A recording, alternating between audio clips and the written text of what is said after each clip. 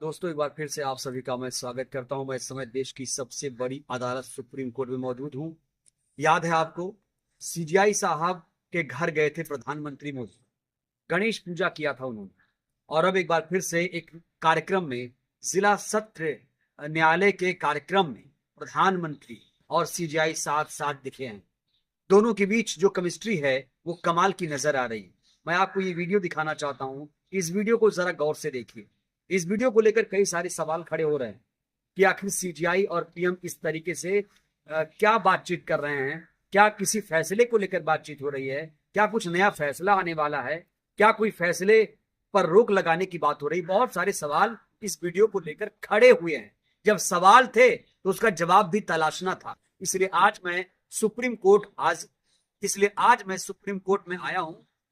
इसलिए आज मैं सुप्रीम कोर्ट पहुंच गया हूं। हमारे साथ है सुप्रीम कोर्ट के सीनियर एडवोकेट नरेंद्र मिश्रा जी, जो किसी परिचय के मोहताज नहीं है। नरेंद्र सर, बहुत स्वागत आपका। एक बार फिर से सोशल मीडिया पर प्रधानमंत्री और सीजीआई साहब का एक वीडियो वायरल हो रहा है और दोनों की केमिस्ट्री शानदार। देखिए, वो चीफ जस्टिस ऑफ इंडिया है सुप्रीम कोर्ट के। तो सबसे पहले इस चीज को देखने की ज्यादा आवश्यकता है कि भारत देश की जनता के लिए क्या क्या वर्क करा रहे हैं। दूसरा, जो सुप्रीम कोर्ट में बड़े बड़े जनहित के मामले हैं, सुप्रीम कोर्ट के जो बड़े सारे पेंडिंग मामले हैं, उसमें उनकी क्या टेकन एक्शन है, इसको लेकर के चीफ जस्टिस ऑफ इंडिया बहुत सारे डायरेक्शंस नहीं कर रहे हैं। जैसे चुनाव को लेकर के ईवीएम और चुनाव के वीवीआईपीटीज का मशीन की पर्चीज को लेकर के था। जैसे बुलडोजर्स को लेकर के है। इसके साथ में आप लोगों ने देखा है कि कांवड़िया यात्रा में जो चल रहा था उसमें था।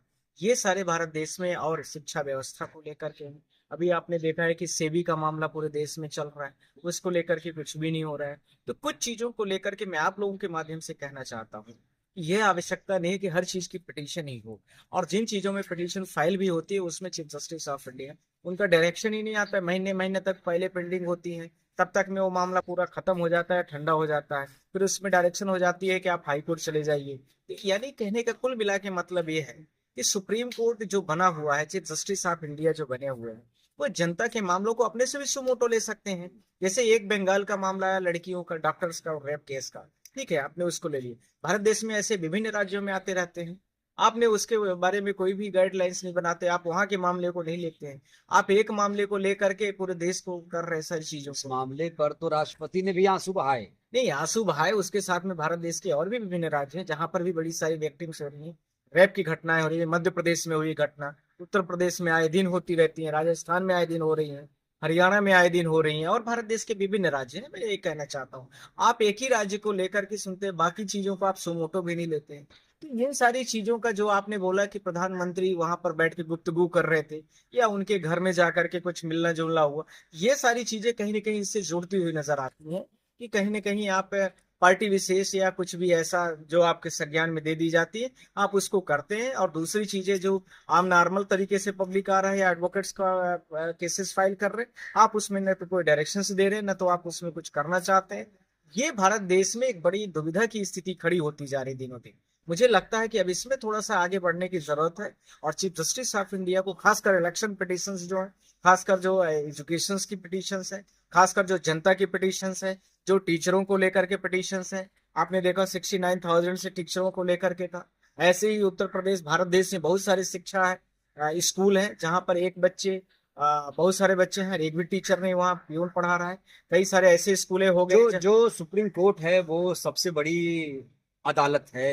न्याय की उम्मीद यहीं से लोगों को जगती है। ऐसी क्या वजह है कि अब सुप्रीम कोर्ट पर भी सवाल खड़े हो रहे हैं? सीजीआई पीएम की मुलाकात पे भी लोग तरह तरह के सवाल करने लगे।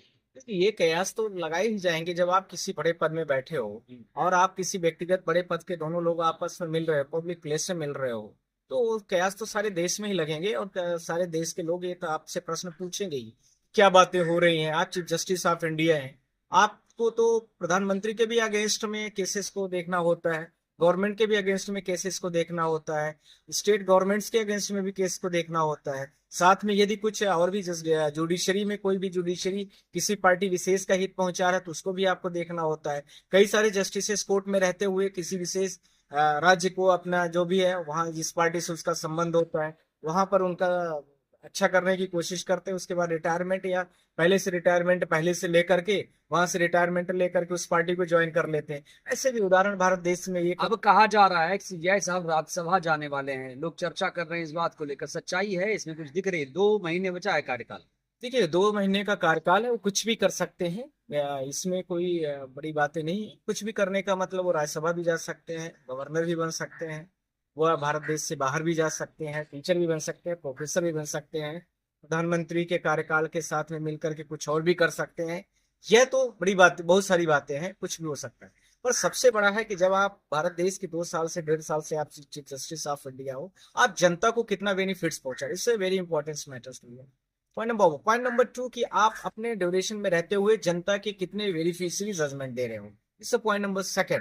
Point number 3, against the government how many orders to be pass by the chief justice of India और सुप्रीम कोर्ट। अदर क्या क्या बेंचेस कर ऐसे भी रही फैसले हैं। हैं जो सरकार के खिलाफ फैसले आ सकते हैं और नहीं आए?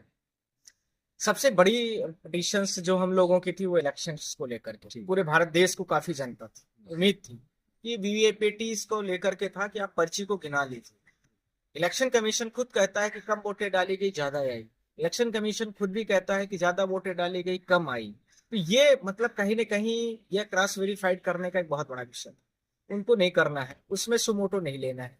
दूसरा, इसी के साथ में नीट का प्रकरण था जिसमें लगभग 23 लाख बच्चों का भविष्य कहीं ना कहीं जाके गर्त में छुपा। हम लोगों ने बोला कि लॉर्डशिप इसमें स्कैम कई इस लेयर पर हुआ है और उस लेयर को भी आपको चेक करने के दोबारा एग्जाम कंडक्ट करा लिया, आपने वो भी नहीं किया। अभी नीट का पीजी का प्रकरण आया है, उसमें भी आपने कुछ नहीं किया।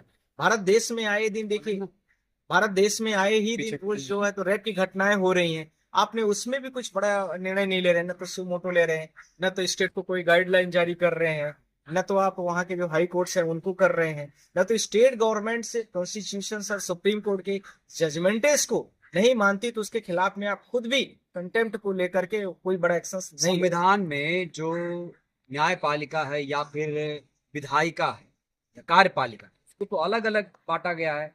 दोनों एक दूसरे में हस्तक्षेप नहीं करेंगे, निष्पक्ष रहेंगे। क्या आप निष्पक्ष नहीं रही न्यायपालिका? मैं ये कहना चाहता हूँ कि निष्पक्षता जो जनता की जितनी उम्मीद है उस जनता में बिल्कुल भी नहीं खड़े हैं। जो जनता चाहती है कि न्यायपालिका को बिल्कुल ही साफ सुथरी होनी चाहिए, उसमें कहीं ना कहीं प्रश्न उठ गए हैं। दूसरा, खासकर जिस दिन से प्रधानमंत्री के सारे आपस में मिलना जुलना और हर जगह पब्लिक मीटिंग में फिर एक मिलना, वीडियो आया, हाँ, जो आप बता रहे हैं गुफ्तगू करना, ये सब कहीं ना कहीं जो जजमेंट फेवर में नहीं आते तो लोग अपने से कयास लगाना शुरू करते हैं कि हो सकता है कि ऐसा सरकार करे। अभी आप देखिए कि मैंने कांग्रेस की तरफ से मेरी पिटीशन फाइल है जिसमें बुलडोजर्स को लेकर के, जिसमें 11 राज्य प्रभावित है। 11 राज्यों ने मनमाना तरीके से पूरे भारत देश में लगभग 70 लैक्स पर लोगों को मतलब उसमें पीड़ित किया है और उससे ज्यादा भी डेटा हो सकते हैं। उसको लेकर के क्या सुप्रीम कोर्ट को नहीं समझ में आ रहा है रोज बुलडोजर इलीगल तरीके से चल रहा है, या इनको नहीं पेपर में समझ में आता है? तो ये सारी चीजों को जो जनहित को लेकर के मामले हैं सर उसमें नहीं कर रहे। एक मुद्दा जो जनता भी उससे कहती है, जो समझ में आता है लोगों के, ये कि जैसे ही किसी पर आरोप लगता है तुरंत बुलडोजर चल जाता है। ये जो इलीगल है इस पर बैन क्यों नहीं लग रहा है? बुलडोजर चले कोई बात नहीं, आप जो इंक्रोचमेंट है हटाइए, अतिक्रमण को हटाइए, लेकिन आरोप लगते ही, खास तौर से माइनॉरिटीज पर आरोप लगते ही तुरंत बुलडोजर चल जाता है, एनकाउंटर हो जाता है। ये मामला तो संगीन है। देखिए, दोनों मामलों को लेकर के मैं बोलना चाहता हूँ। बुलडोजर का मामला मैंने आपको बता ही दिया है, सुप्रीम कोर्ट ने बोला भी है। उसमें हमारी 5 बड़ी इंपॉर्टेंट प्रेयर है, मैं आपके माध्यम से बोल भी रहा हूँ। पहली प्रेयर है कि जितने घर गिराए गए हैं अभी तक विभिन्न राज्यों में, 11 राज्यों में, 10 राज्यों के बीच की लिस्ट है, उनमें पूरी लिस्ट को पब्लिश किया जाए। जो इलीगल तरीके से गिराए गए यानी without following of the CrPC CPC, उसको आप यदि उन्होंने फॉलो नहीं किया तो उसका कंपनसेशन उसको अलाउ करें। इसका पॉइंट जो मेरी तीसरी प्रेयर है, जो संबंधित मुख्यमंत्रियों ने ऐसा किया है ऐसे मुख्यमंत्रियों को परमानेंट चुनाव बैन कर देना चाहिए इलेक्शन कमीशन। कौन कौन से मुख्यमंत्री, 2-4 नाम बताओ। जैसे मध्य प्रदेश के मुख्यमंत्री, उत्तर प्रदेश के मुख्यमंत्री और विभिन्न राज्यों के मुख्यमंत्री हो सकते हैं जिन लोगों ने शपथ के समय पर आर्टिकल 164 की जो शपथ होती है उसमें स्पष्ट तरीके से बोला, आप सारे लोग सुन रहे, पूरी मीडिया सुन रही, कि हम भारत देश की जो संविधान है उसकी संप्रभुता, देश की संप्रभुता, अखंडता को बरकरार रखोगे। उसमें शब्द मेंशन, तो क्या आप देश उसमें की नहीं अखंडता संप्रभुता को अक्षुण्ण नहीं रखा गया? देश की संविधान के सामने लेकर के आप हो, संविधान को ही नहीं मानते। संविधान ये थोड़ी कहता है कि आप किसी के जाओ घर गिरा दो, कोई एलिज्ड पर्सन है, कोई फैमिलीज है, पूरे घर के लोगों को प्रभावित कर दो। यह भी नहीं कहता है संविधान कहीं पर कि पूरे, यदि कोई व्यक्ति, किसी भी घर का व्यक्ति एक आरोपी है, तो पूरे घर के मासूमों को आप ले जा करके, आप छोटे छोटे बच्चों को ले जा करके घर से बाहर कर दो। ये कहाँ का न्याय है? ये किस देश का न्याय हो सकता है? मुझे लगता है कि भारत देश के कुछ गिने चुने जो राज्य हैं, वहीं का न्याय ऐसा दिख रहा है जिसको आज तक उन लोगों ने बुलडोजर जस्टिस नाम दिया है, सर ये बात जिसको हम लोगों ये ने बात चैलेंज सर किया। आप सुप्रीम कोर्ट की सबसे बड़ी मतलब अदालत के प्रेमाइसेस में खड़े होके, परिसर में खड़े होके अब आप बोल रहे हैं, तो आप जब ये बोल रहे हैं, आप भी व्यथित हैं, आप भी निंदा कर रहे हैं इसकी, तो क्यों नहीं इस पर कोई बड़ा फैसला आ जाए, दूध का दूध पानी का पानी हो जाए? फैसला के लिए कोर्ट रिजर्व कर दिया है ना, आप क्यों चिंता कर रहे हैं इस चीज को? कोर्ट ने बोला है उनको 1 हफ्ते का टाइम दिया है कि आप उसमें सारा जो भी आप अपना डब्ल्यूएस फाइल करना करिए, रिटर्न सबमिशन। उसके बाद तो ये सारी चीजें होंगी, तो वो ऑर्डर रिजर्व होगा ही, वो पता चलेगा। तो मैं आपके माध्यम से बोलना चाहता हूँ कि ये सारी चीजें हैं और ये पूरी सारी चीजों के साथ ऐसा होना चाहिए। पर चीफ जस्टिस ऑफ इंडिया का जिस तरीके से रवैया है, मुझे नहीं लगता कि एज पर संवैधानिक, मेरे नजर में तो संवैधानिक नहीं लगता। उनके नजर में जो लगता होगा वो करते होंगे, मुझे ये नहीं पता। बाकी तो इतना है, भारत देश की जनता खुद करेगी, आपके कमेंट में बताएगी, प्रधानमंत्री के भी बारे में भी कमेंट में बताएगी, आपको खुद भी पता चल जाएगा। पर मुझे लगता है कि जो जनहित के मामले हैं उनको पहले उठाना चाहिए। जनहित के जो मामले, आजकल हमारे पास बहुत सारे चौकीदारों का केस है। जब से प्राइवेटलाइजेशन हो गया, किसी भी चौकीदार की तनख्वाह 14,000 15,000 रुपए देते हैं, जो प्राइवेट बिल्डर्स, प्राइवेट जो आपका कॉन्ट्रैक्टर। चौकीदार खुशहाल है, मैं भी चौकीदार का नारा लग रहा है, आप देख रहे हैं। जबकि सरकार के माध्यम से उसको जो तनख्वाह मिलती है 20,000 25,000 मिलती है। सारा का सारा पैटी कॉन्ट्रैक्टर, वो नीचे के कॉन्ट्रैक्टर उसको ले लेते हैं, पर बेचारे उसको 10,000 12,000 14,000 रुपए की उसको मिलती है। तो आप बताइए, पूरा ये पैसा जा कहाँ रहा? पूरा ऊपर तक के सिस्टम में जा रहा। क्या हमारे सुप्रीम कोर्ट में भी बहुत सारे चौकीदार ऐसे हैं? और सुप्रीम कोर्ट में भी जो सिक्योरिटी लगी है उनकी भी ऐसे ही है कुछ में। तो क्या ये सारी चीजें नहीं समझ में आ रही? ये भी तो बड़े मुद्दे हैं देश के लिए। कितने चौकीदार हैं, कितने गरीब लोग हैं। तो ये भारत देश के संविधान और कानून की रक्षा चीफ जस्टिस ऑफ इंडिया की जिम्मेदारी, जवाबदेही दोनों है, न कि यह है कि आप प्रधानमंत्री की जिम्मेदारी नहीं बनती है लोकतंत्र की हिफाजत? यदि प्रधानमंत्री नहीं कर रहा है तो आप संविधान के सबसे बड़े तंत्र हैं, आपको इस चीज को करना चाहिए। आपको इस चीज में अपोज करना चाहिए कि आप ऐसा सिस्टम बनाइए कि डायरेक्ट उनके अकाउंट में पेमेंट जाए। कुछ ऐसा करिए कि वो उनको बाद में, फिर बाद में कॉन्ट्रैक्टर उनको निकाल भी ना पाए यदि वो अपोज कर रहे हैं कहीं। उनके पास कोई रेमेडी नहीं, बेचारों के पास, गरीबों के पास। बुलडोजर पर कोई फैसला फाइनल आ रहा है? हाँ आ रहे हैं, आप लोग जल्दी ही अच्छा निर्णय देखेंगे, आप लोग पूरे देश के लोग, सबको पता चलेगा। अच्छा, शुक्रिया। तो ये हैं नरेंद्र मिश्रा जी, सुप्रीम कोर्ट के सीनियर लॉयर, और बता रहे हैं कि चीफ जस्टिस और प्रधानमंत्री का आपस में इस तरह से गुफ्तगू करना, बातचीत करना अच्छी बात नहीं है। प्रधानमंत्री का अचानक सीबीआई के घर पहुंच जाना, पूजा करने लग जाना, ये लोकतंत्र में नहीं चलता, राजशाही में चल सकता है। बहरहाल इस वीडियो में इतना ही। नरेंद्र मिश्रा जी की बातों से आप सहमत है, असहमत है, प्रतिक्रिया बहुत जरूरी है। धन्यवाद।